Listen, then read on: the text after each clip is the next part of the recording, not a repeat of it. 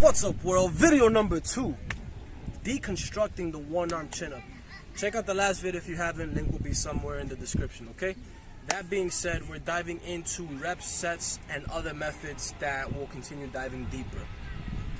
I want to first start off from just taking it from the last series with some progressions and regressions, and then we're going to talk about methods. I previously spoke about archer chin-ups and how they're your go-to, right?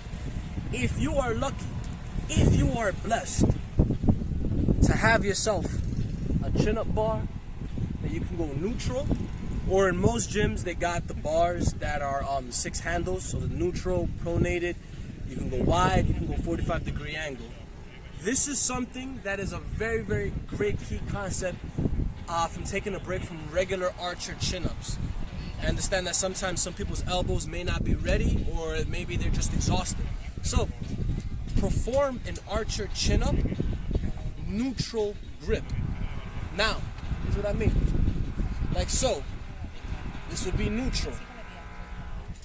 This would be my supporting arm, like so. Now, I'm in my dead hang.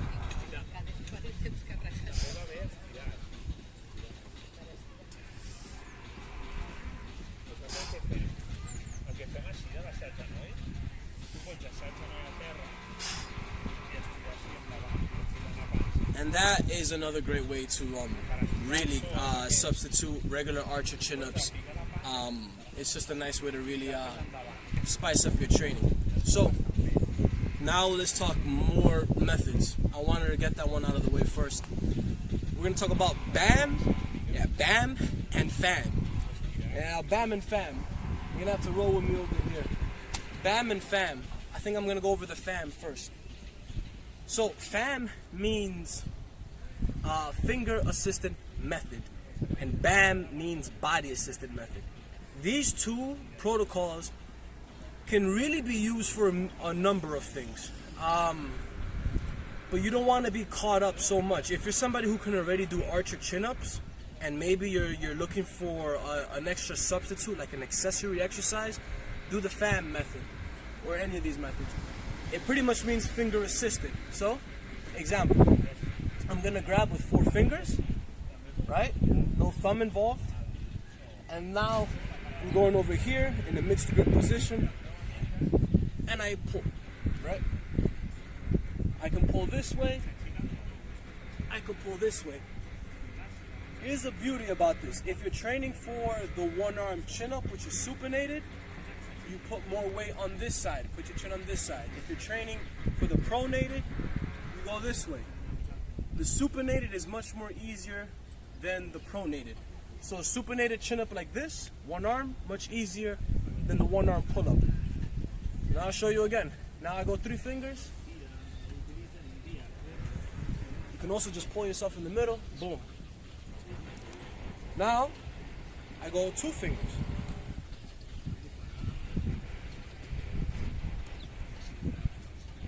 I go 1 finger. So, you can also play around with combinations. You can go pinky, you know, big index finger. Play around with combos. You can go like this, you know, 2 hand, this. Anyways, though, the point is keep subtracting the fingers. If you get to a point where you can also do it with your pinky, that's not bad either, right? Pinky assisted, although that might be a bit much, so maybe go like this with the 2 fingers. There you go, like so.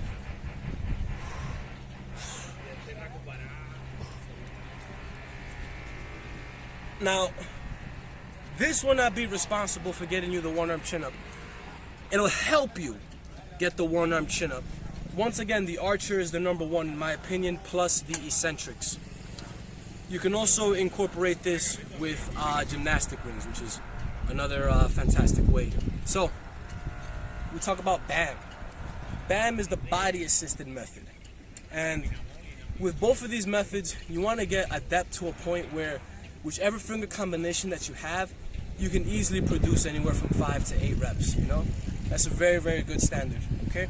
Once you're getting 5 reps on, you know, a certain finger combination, decrease the fingers or change the combination up and go into another. Let's go into the B.A.M. The B.A.M assisted method is much more useful for getting a one-arm pull-up as opposed to the one-arm chin-up. It still helps you. All I'm saying is you want to pick the right progressions for you and whatever fits your situation, because you might not even have any equipment. You might just go to the bars, you know? So here we go. B.A.M. First is going to be the wrist.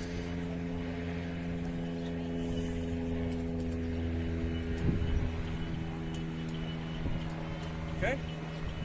You go from wrist, and the lower you go, the tougher it gets. Wrist, forearms. Same concept again. 5 to 8 reps. Once you get good at that, start changing it up, okay?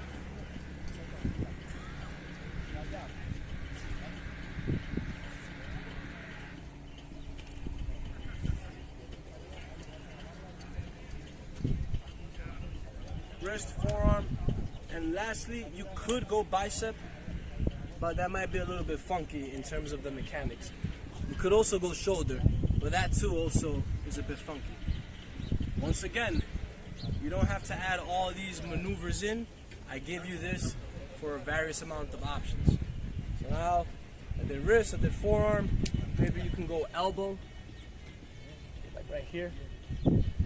Make sure on elbow, you get the fingers crossing the elbow joint like this. So like that.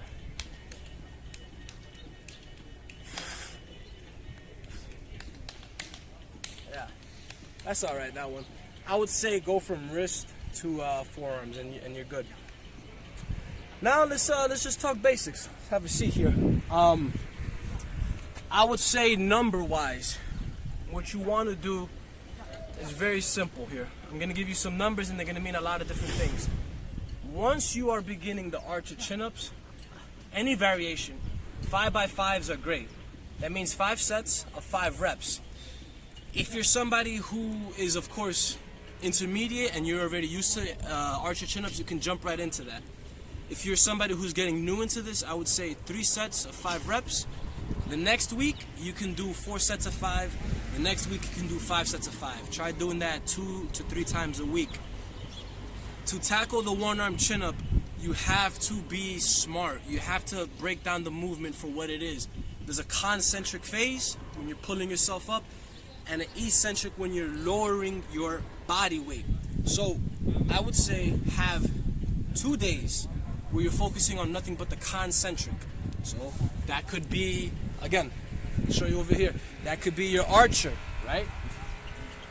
It could be your archer neutral, or it can even be the archer supinated, like I showed in the last video.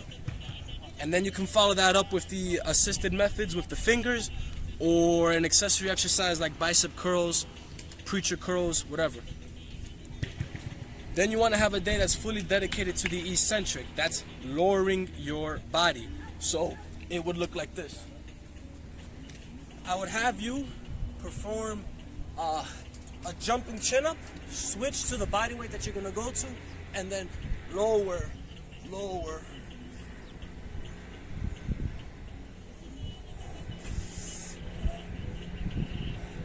Alright? And then you could keep repeating that. You can literally do just 1 rep of 10 seconds. You can do 3 reps of 10 seconds. I spoke about eccentric cluster reps. Alright? That's in the last video as well. So there's 1 day of eccentrics, 2 days of concentrics.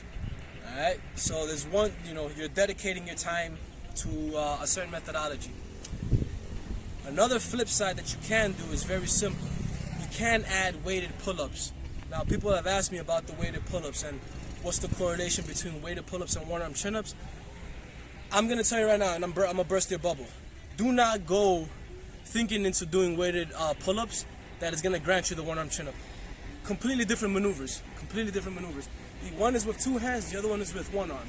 1 arm, you have to fight the stability of your obliques from rotating so much, and you have to pack shoulder stability a lot more. Meaning you have to engage your lats, scap, rear delt, everything. Much more than what you would do in a weighted pull-up. I will, however, say that it doesn't hurt training the weighted chin-up because, of course, the stronger you are, the harder it is, to kill the organism. The much more durable you are, the much more easier things will become. I personally cannot tell you that I was doing weighted chin-ups and that's what granted me the one-arm chin-up. I just can't say that. I haven't experienced that myself, but if you do, like, share, and subscribe. Let me know in the comments, yeah? So, that's weighted chin-ups for you. Another methodology, once you actually start getting into that one-arm chin-up zone, where like you got it and maybe it was a little sloppy or a little funky, or maybe it was crisp and clean, do 6 by 1. 6 by 1. That means 6 sets of 1 rep. That's probably one of the best things that you can possibly do. If I do a one-arm chin-up, do 1 rep, you rest. Rest, keep it cool, practice it. Don't stress it. Then get you another rep, alright? 6 sets of 1. Guaranteed gold. Another good combo, 8 sets of 3. If you notice, I'm giving you some really, really high sets, but very, very low reps. Think about it this way. 8 sets of 3 versus 3 sets of 8. You're not going to do 8 one-arm chin-ups. You're just not going to do that. But you can do maybe 3 one-arm chin-ups inside 1 set.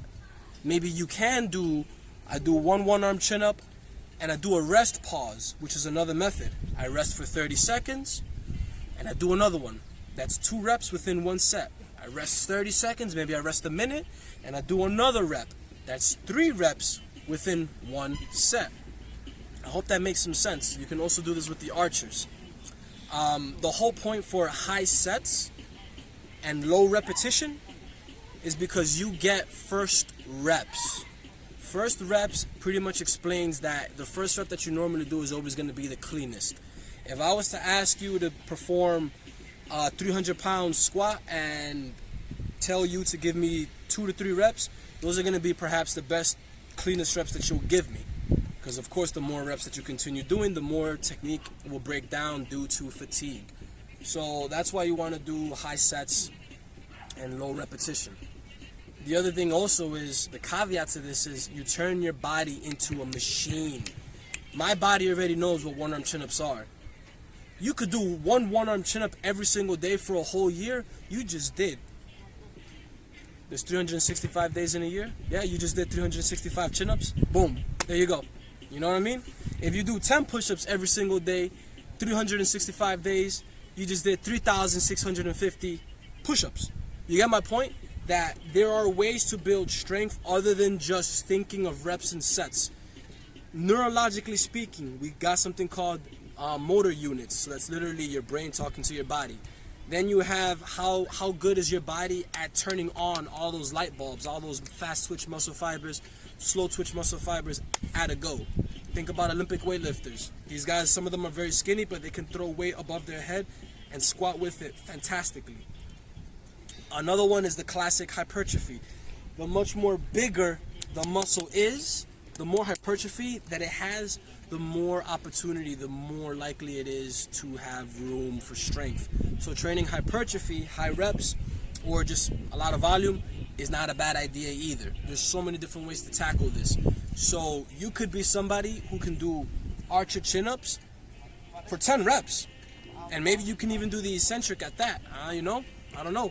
But you might just be able to do a one-arm chin-up out of the blue because you've had such great muscle mass and you've trained that pattern that you're really, really good with it.